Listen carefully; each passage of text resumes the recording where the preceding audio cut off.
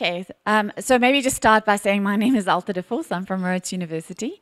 And as I mentioned, the Covid-19 pandemic, as we all know, impacted lots of different conservation areas and systems, amongst other things, in a very significant way. But it also afforded us an opportunity to understand how these systems respond to a crisis and maybe learn something about building resilience for the future. And so this particular talk is going to focus on wildlife ranches.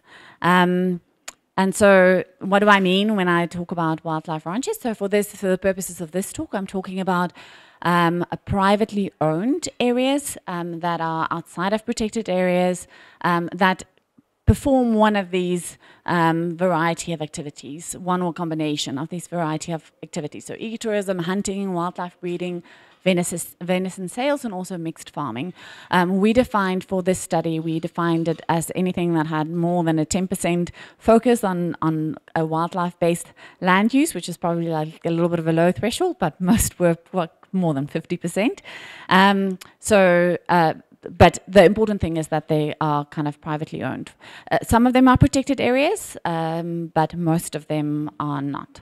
So why focus on wildlife ranches? Why do we need to think about the kind of the pandemic response of wildlife ranches? Well, for the, just from a kind of a general standpoint, they do make up a very large portion of the land area in South Africa. So estimates are between 17 and 20%.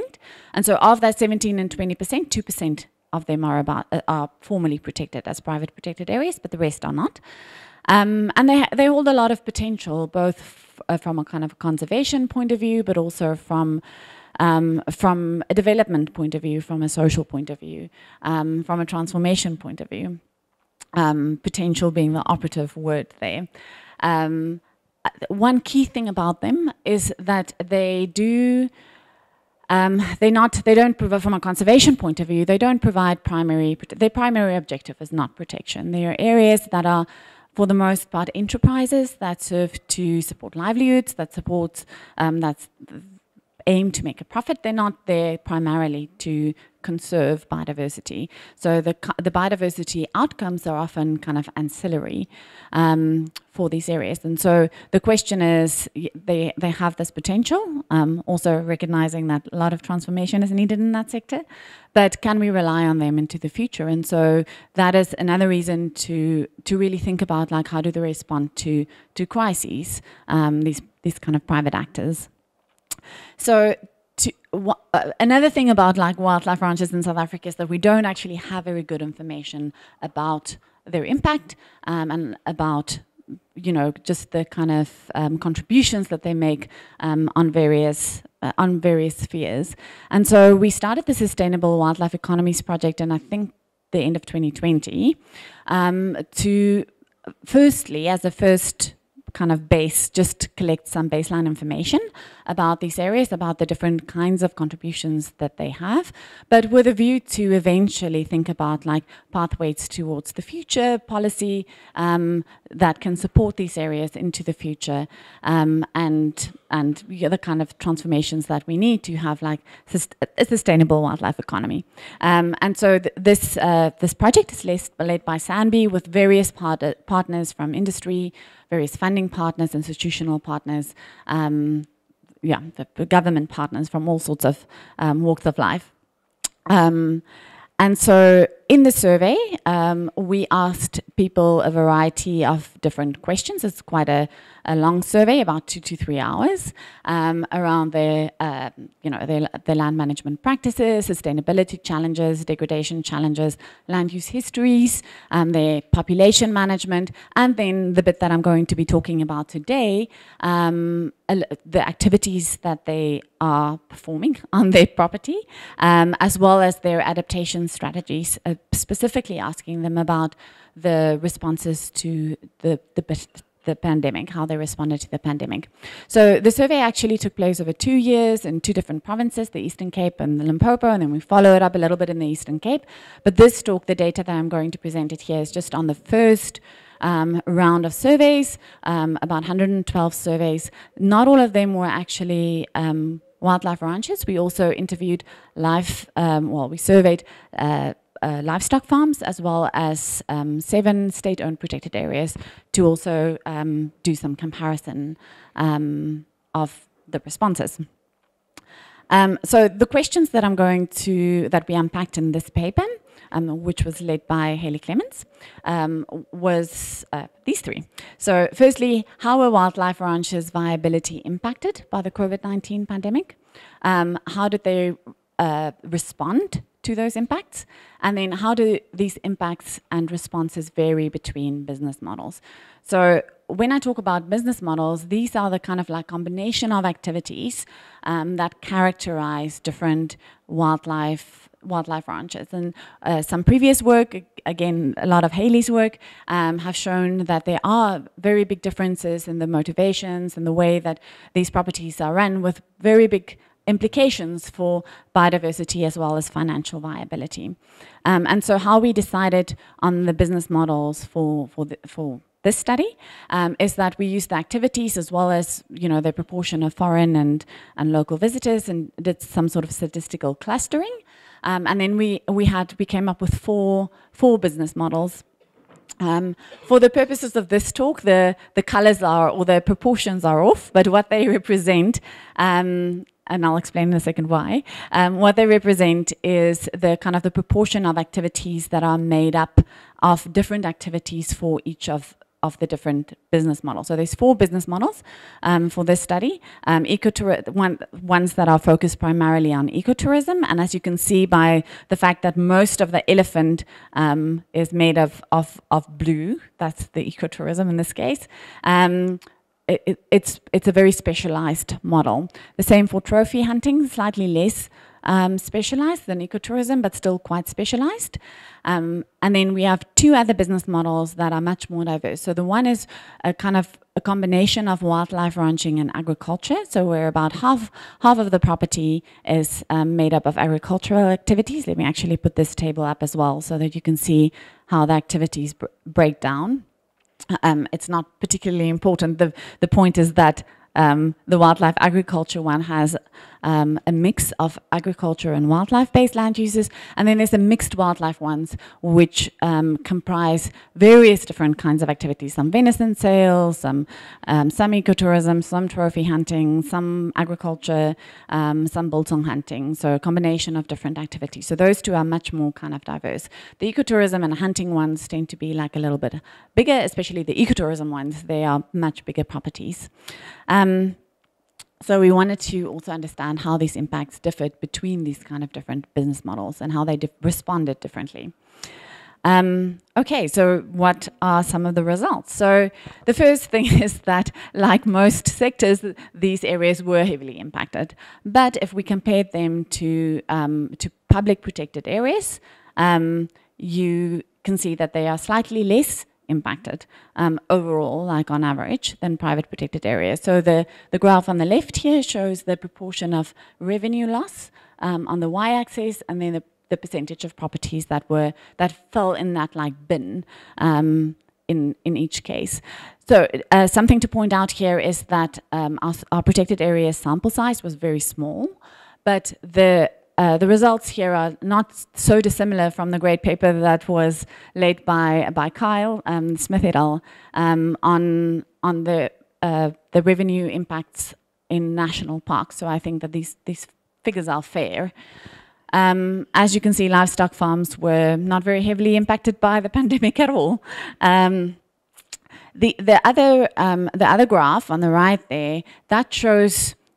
It's like a little bit of a complicated graph, but it shows basically the proportion of properties that are practicing these different kinds of activities, and then how each of those areas that perform those activities, how much of them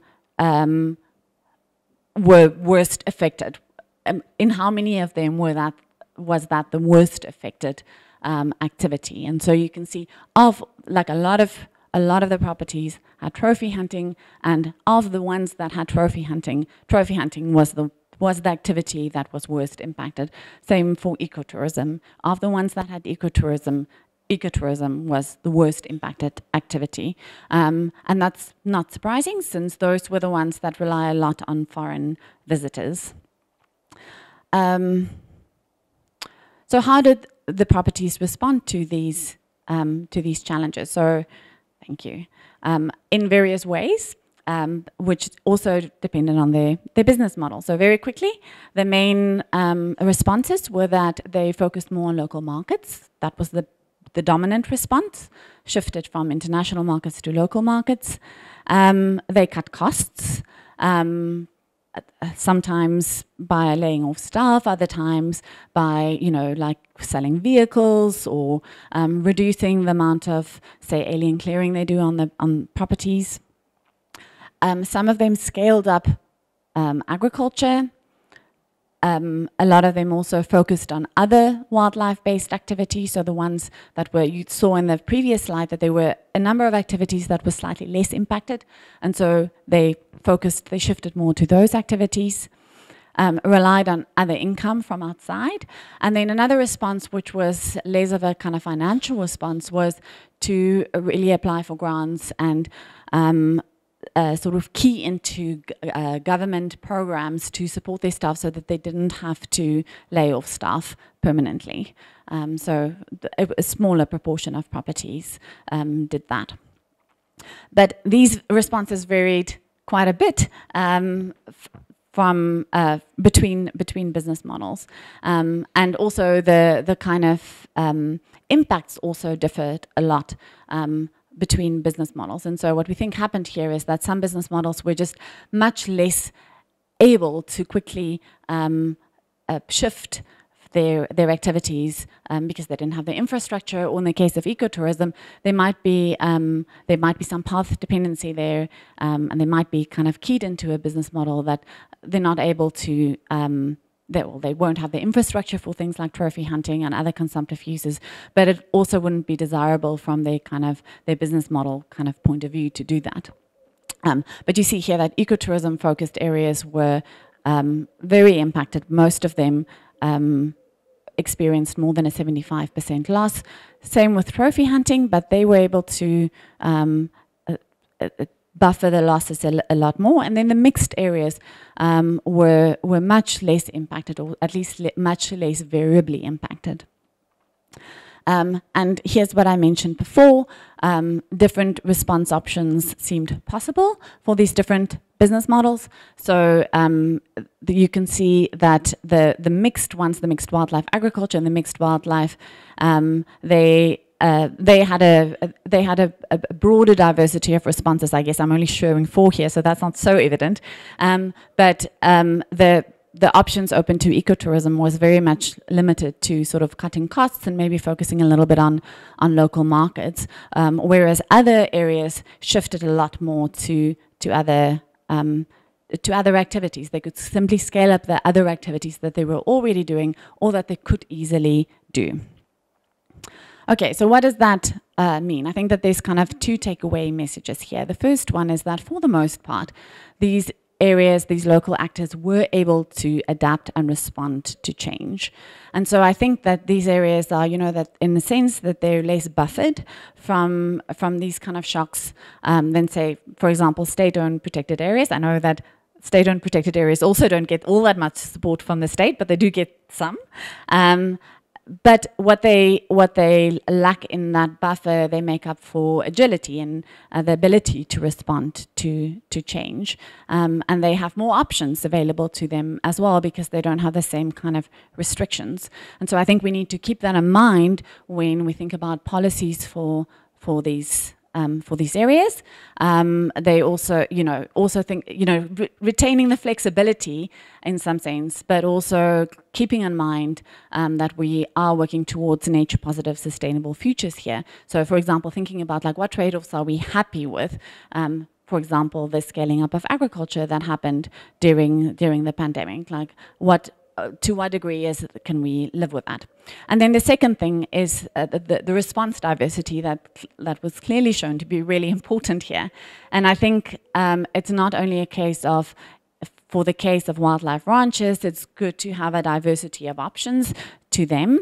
But I also think if we're thinking about these as part of like a larger network of complex social ecological systems, complex social ecological conservation areas, then it's important to have response diversity. Like protected areas do one thing, and they come with a certain set of values and governance models, but we need a diversity of governance models to and values to help us remain resilient into a good, sustainable future.